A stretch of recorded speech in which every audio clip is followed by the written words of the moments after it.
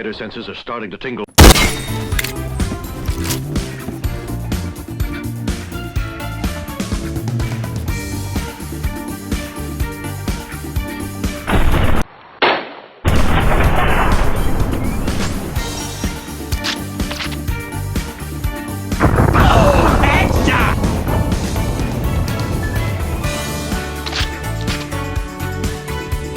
I can smell you. I'm creeping around right now.